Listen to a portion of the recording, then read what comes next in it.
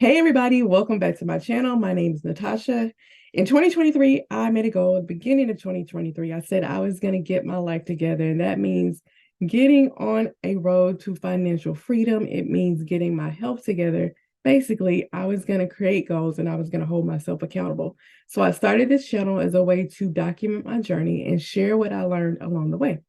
But I kind of wanted to walk you guys through how I set up my sinking funds because if you're like me in the beginning, I didn't understand what sinking funds were, why I needed to do it, how to set up my own sinking fund. I mean, what are high priority, what are low priorities?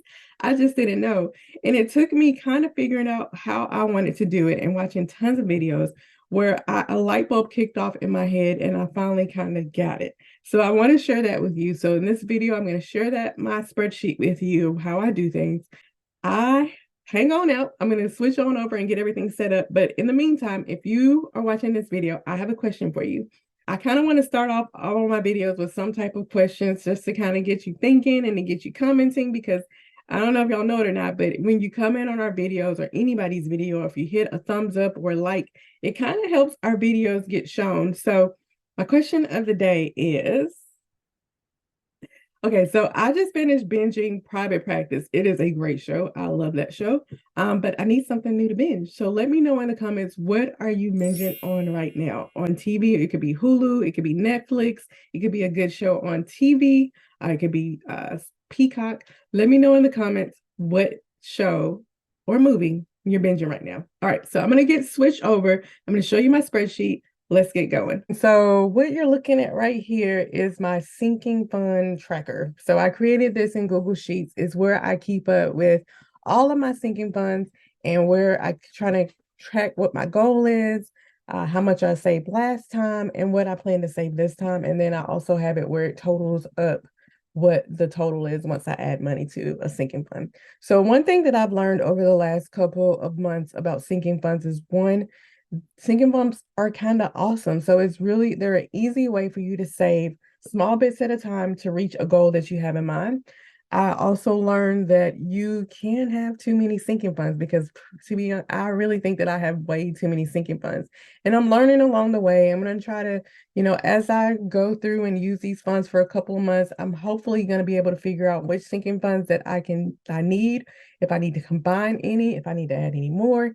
But yeah, it's probably the less sinking funds you have, maybe the easier it is. I mean, it is kind of hard to keep up with when you have a whole bunch of them and it takes a long time to stuff them. But yeah, so you can't have too many sinking funds, and I'm working on getting mine refined. And then the other thing I was gonna say is I love sinking funds because even if you don't, like for instance, I have my car registration. Let's say my car registration was due next month. I mean, it's a lot easier to come up with my car registration is like a hundred and I don't know, $40. It would be a lot easier for me to add money to this $80 that I have saved for it than it would be to come up with the whole 140. So that's just an example, but they make it really a lot easier to come up with money or to basically save money, in my opinion. So, okay. So when I first started out with sinking funds, I really was confused. That was the thing that confused me. The everyday recurring expenses weren't as hard to kind of figure out, but these sinking funds, like I was like, how in the world am I going to do this? What's high priority? What's low priority? And then I was watching tons of videos, and one of the ladies, I can't remember her name, but she broke it down with hard versus soft. And when I was in bed one night, because I do all my best thinking as I'm getting ready to lay down, and go to sleep, I was like, that makes sense to me. So what I did was when I think of something that is a hard sinking fund, I think of something that has a hard due date, something that is not revolving, that it may have a goal or one purpose behind it, one or two purposes behind it. So, for instance, this Cameron's graduation, my son is graduating in May.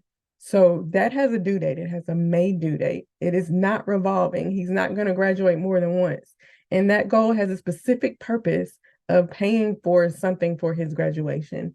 And then when I think about low thinking sinking funds or soft, I think of something that is revolving, something that the money will be used and it could potentially be replenished. And it doesn't really have a real due date. So, for instance, my dog Lola, I know that every couple of months I'm going to have to take her to get grooming, or I'm going to have to go take her to the doctor. So that doesn't really have a hard due date. I know it's going to happen a couple of times throughout the year. And I know that once I take that money out of the envelope the first time, I'm going to have to put more money in it to pay for her next grooming appointment. So that's kind of how I think about it. I think about my high priority sinking funds, which have a due date. So I have due dates next to all of those, and I have the goal of the money that I want to save for those. And then my low sinking funds, those don't really have a due date, but I know that they're going to revolve, they're going to recur or happen at least more than once throughout the year. So some examples of my high sinking funds are going to be my subscriptions, like my Prime subscription. I know I got to pay for my car registration. I know has a hard due date. I know that that's going to be something that I need to save for along the way. And then for low sinking funds, I have, like, for instance, my medical, my out of pocket, my deductibles, that not deductibles, but my copays. That's something that's kind of like a low priority, but I know I need to save for it. And then like gifts, I know that I'm going to need to dip into this for like birthday gifts. I'm going to need to Mother's Day, Father's Day, graduation gifts, that type of thing. So hopefully this was helpful for you to see kind of how I set up my sinking funds. I have this big tracker where I keep track of everything. And then I use this in order to stuff my envelopes. All right, so I hope that video was helpful, just me coming on here showing you how I do my sinking funds. And I will say that there's more than one way. There's no one right way to do your sinking funds. Just pick a way that works best for you. And this is what's working best for me right now. That could change a month from now or a week from now. But as I do it, as I keep going, I'm going to keep learning, and I'm going to hopefully keep growing. And so what I would say, that if you are thinking, if you are working on goals for 2023, just go ahead and get started. And even if you fall off of the horse, just get right back on up. All right, so I will see you guys later. Stay tuned for the next video. Thanks so much for watching, and don't forget to hit the subscribe button. Bye.